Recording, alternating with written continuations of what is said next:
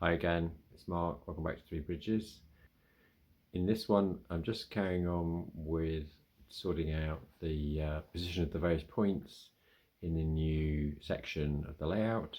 So if you followed the last one, you'll know that I'm sort of extending the line beyond Amersham, heading up to Moor Park, and about 8 points to sort out. So we'll just crack on, show you what I've been up to.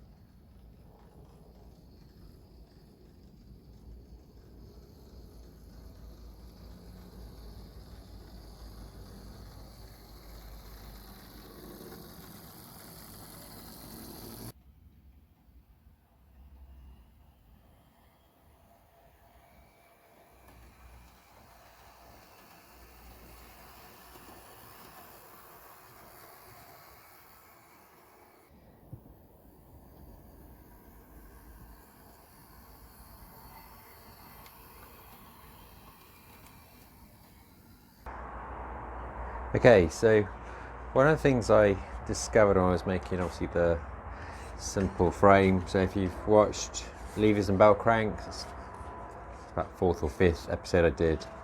So it's where you have this simple lever frame, and it obviously allows you to mechanically change the points just by moving this simple lever. So everything's from Gormo, so Great Chesterfield Junction, Gormo Shed. So I think the episodes go back about 10 years ago when he sort of started doing this.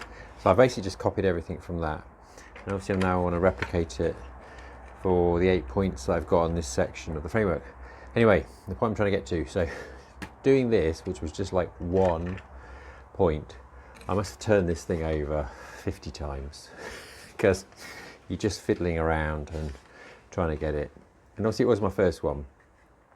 What I can't do is be turning the main framework I've got over and over and over. So to save me turning it, working on the underneath or flipping it over constantly, I'm going to work on most of it in this sort of position with it sort of just clamped vertically, and it'll just allow me to get to both sides. So slightly different view, but hopefully it will make sense as I progress. Right, before I flip the framework, the 2 requirements I have for operating the points. So as these 3 points are set out at the moment, these will running with the main Chiltern lines running through. Okay, so that'll be the main normal position, so that'll be where my lever is in the upright position. And obviously when I want to throw this one, I'll be pulling the lever back, and the action I will need is for the rod in the center there to push the point that way. Okay, also I leave the springs in for these points because the springing mechanism helps it just fix in place. So that one, I need the rod to go that way, and it's exactly the same with this one. I need the rod to go that way, but with this one obviously I need the rod to pull this way. Okay, so I'll go through the rough position I'm going to have for the manual lever frame, so to control the point. So they'll be mounted here, so it's got to sit above the extension to my frame, and the reason for that is I have to run there's always a reason. I need to run an underground line. It's going to go down to Uxbridge, basically underneath here, and run along. So I need to keep everything, this area and space underneath, clear, just to run 2 tracks for the underground to Uxbridge. So I can mount the framework that's going to hold the levers here. Now in the demo one I showed you before, I had these rocker arms. Okay, so as you pulled a lever, the rocker arm moved, and the reason why I was using that arrangement is so that it brought the mechanical action back up underneath the board, so that it would, if this was the board covering the whole of it, the wires would then just run neatly underneath it. So just going back to the mechanical rocker arm, so I only need one rocker, which will be for this point here, which is on the sort of the goods line out, which then, and the point takes you across the viaduct bridge. So I'll put back one, take out the other three, and then for the other three, the rods are going to basically pass through the frame, pass through this part of the frame, okay, and then they'll go to the various points. What I've discovered, because obviously it's only when you actually come to assemble it and work out, so the 2 points here, one here and the one up there, they all have a different mechanism, so I'll film each one separately and then you'll get an idea of how it all works. So the first one is going to be point number, this one here, number 2, but it's the simplest one. So as I pull the arm back, basically the rod would go that way, and if you take that whole mechanism through, the point at this position, I just need it to go this way for it to go from the normal position to the open position. So I'll do that one first because that's the simplest one, and then we'll work our way through the other ones. Right, so I'm just working on the front section first, it's just a bit easier. So if you ever have to clamp things, awkward angles, these things are brilliant. So they're free because you just make them from scrap wood. So just 4 holes. The only thing you've got to do is make sure you get a nice accurate right angle there. Effectively, the way you use these, if you're trying to make box or frames or stuff like that, you basically just fit them in there, and then you fit clamps here through the holes, and that'll give you a nice right angled joint. And obviously I've got one here, it's just allowing me to clamp this to my tabletop without actually screwing anything through. So cut the clamps, they are a godsend, definitely worth having in your garage if you need them. Right, so what have I done? So this is just on like a temporary little hinged mechanism, just so I can work on the underside easily and just move it around whilst sorting things out. So I've got the 3 holes through for the 3 rods that are going to go through to the Chiltern line. So I will put the rocker back for the goods line first, so that this is all set up. So I'll work from this end, and then I can start attaching the rods through to the levers and position them through to the points on the Chiltern line.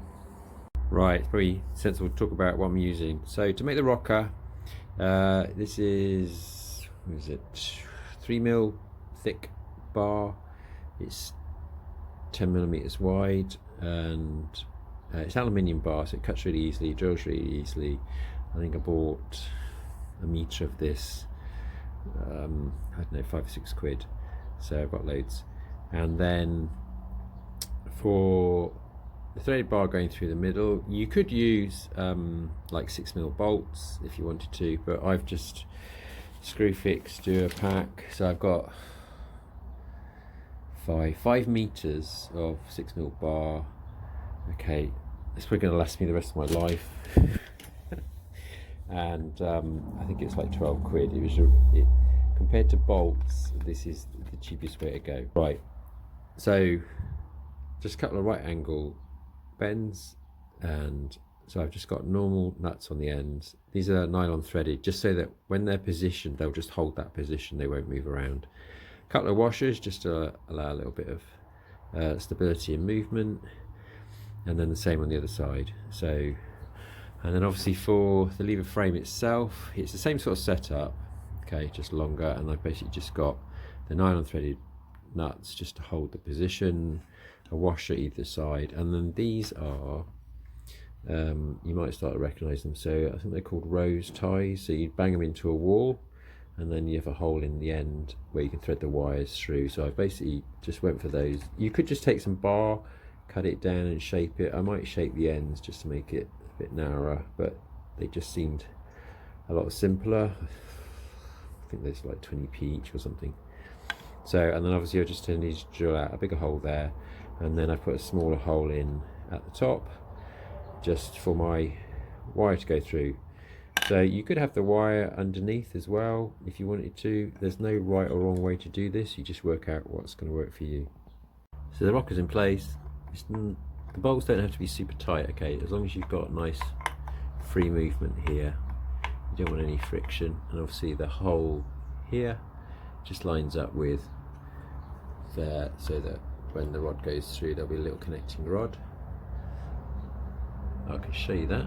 Okay, so I fitted the little rod through from the lever to the rocker arm. So as I hopefully pull the right lever, as you pull the lever, the rocker arm just moves, okay, and so that's going to reverse the direction of the movement as well.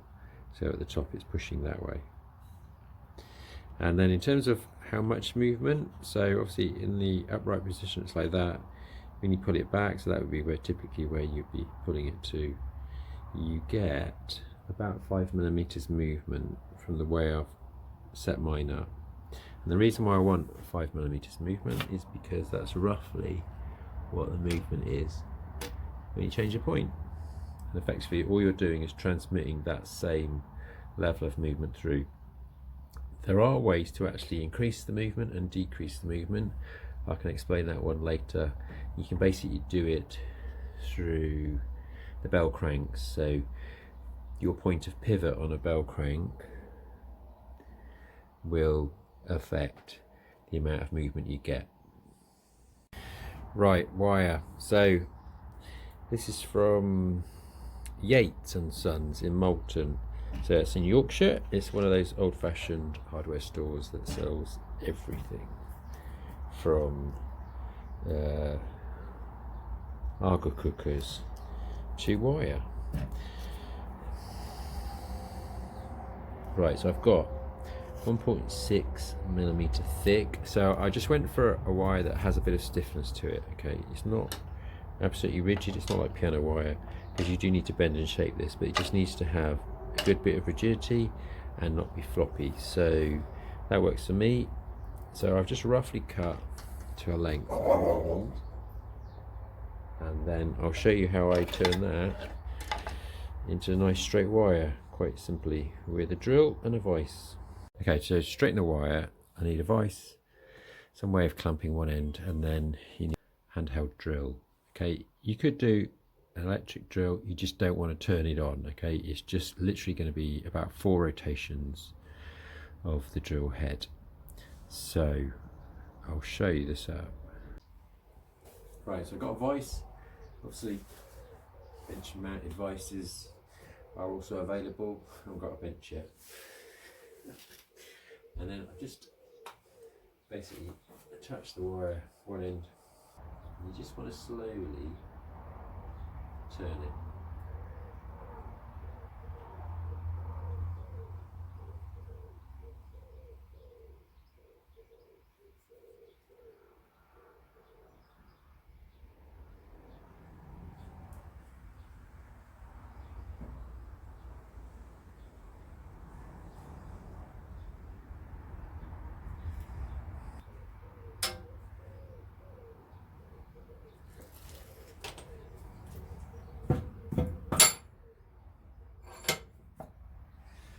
Now I have nice straight wire.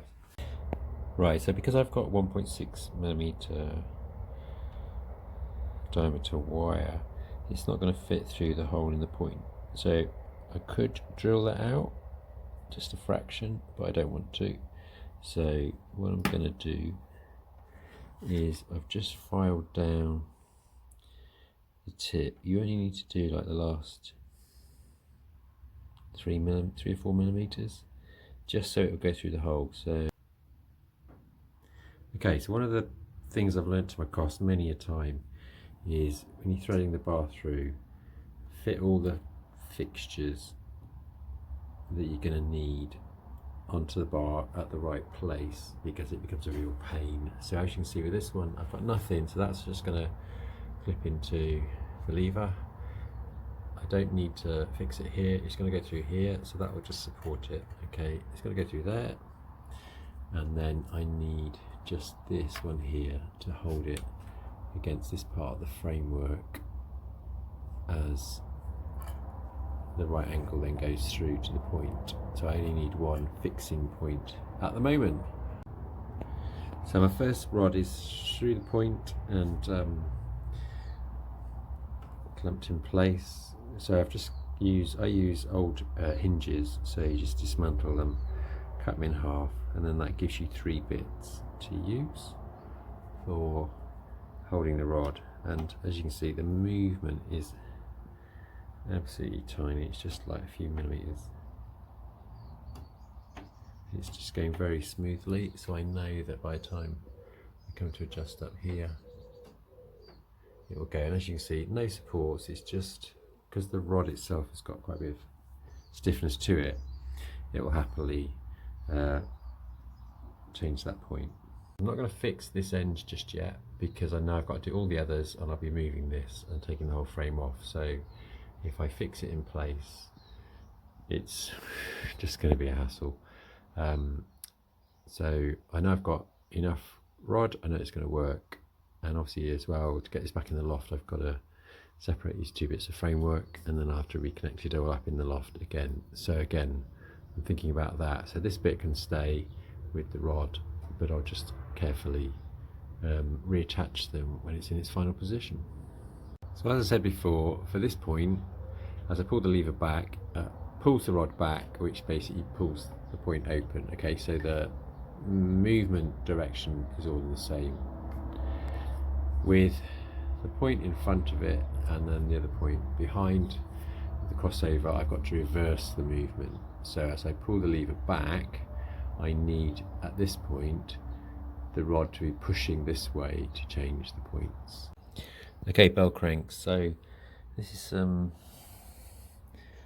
flat aluminium bar, again from Yates's in Moulton in Yorkshire. So what was it, 13 quid. I got about 1.5 meters, so it's 3 millimeters thick and it's 20 millimeter in diameter. So obviously for the rockers they were 10, this one was the wider one. You can get this at any DIY store in the UK. Right, so to make the bell cranks, so chop off a square. Obviously I've marked it up, cut that in half, punched it, and then obviously I drilled through. So for the screw that's going to allow it the movement, I've gone for a 3.5mm drill because it's 3mm screws, and then for the wire, so I've got 2mm holes because obviously my wire is 1.6, and that's as simple as that. Okay, and I've just filed off the burrs. I don't think Mr. Brown, my old metalwork teacher, would give me more than a B- for that one. He never seemed to give me more than a B- for anything I did. But anyway, I did enjoy metalwork. Obviously I appreciate, to make one of these, you know, you do need to have a pillar drill, vice, hacksaw blade and all that sort of stuff. But effectively I think the old Meccano sets had these sort of bell cranks in, and you could probably even make this out of perspex.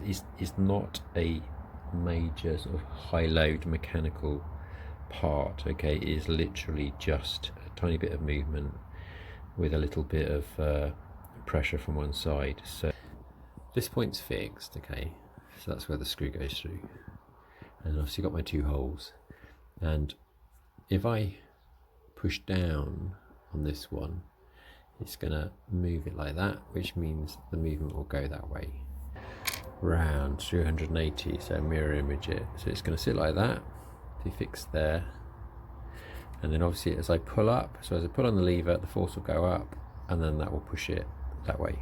And then pulling the lever back, it's gonna push forwards. Okay, so the normal position, and then I've got the A for the open position, just to remind myself. Okay, so for the first bell crank next to the point, the movement's quite simple. As the rod pushes to the right, it pushes the rod down, which then changes the point. Okay, so that's where the bell crank's literally just doing a right angle, but the movement is going in the same direction, if that makes sense. So if I go right, it then transmits down. Okay, so back, up, right, down, back, up. With the bell crank, it's got to go here, it's the opposite. So as I pull up, so the rod goes up, as I pull the lever frame, I need this wire to go that way. So as I pull up, the rocker arm moves to the right, which then changes the point.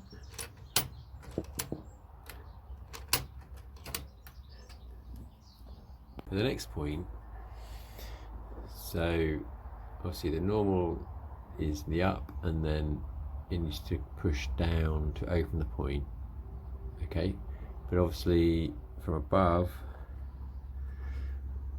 the lever frame is going that way. So basically, as you go up, I need it to go down. And so the way you do that with the bell crank is to use it in this arrangement, okay? So that's the pivot point. So as I go up, it goes down. As I go down, it comes up. Quite straightforward. And that just allows you to reverse the direction of the rodding line.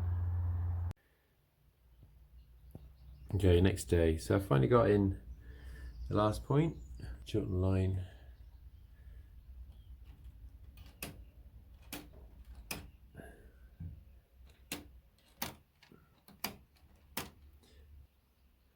So as I pull the lever back, it throws the point and then resets.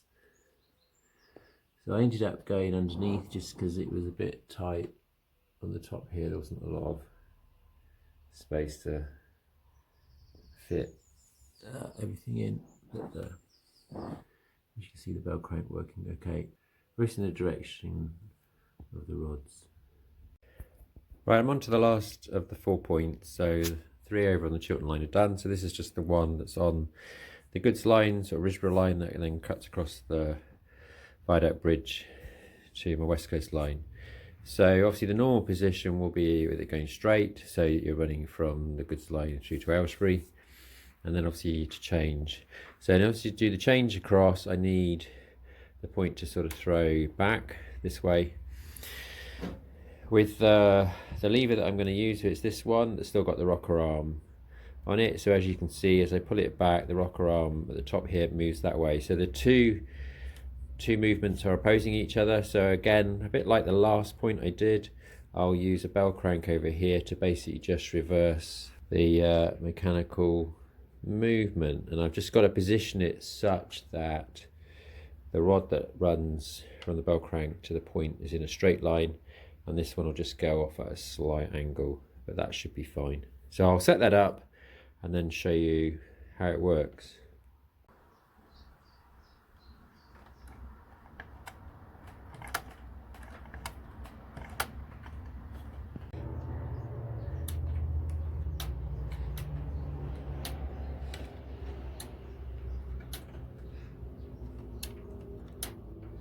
Okay, so that's the final 4th point in. So as you can see, it's not a lot of movement.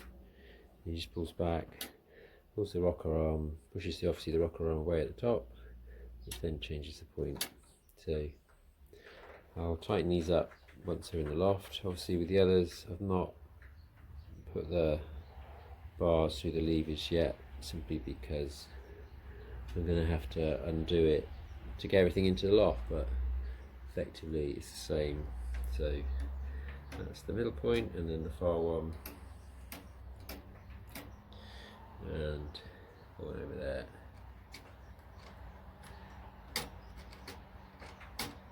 That's the one that's the stiffest, but it does have the most complicated mechanism to go through. Okay, so I hope you enjoyed that. I appreciate it might not have been easy to follow at times. I had to sort of, there's no script for that one, I had to sort of just film it as I went along. So for future steps on this board, I'm gonna, now I've got the points in, I can lay the rest of the track and get it fixed down, and then I can start thinking about the sort of scenic side of it, and where I want various things, structures to go, and so I'll start building up the terrain. So as always, thanks for watching, and I'll catch you again in a few weeks' time.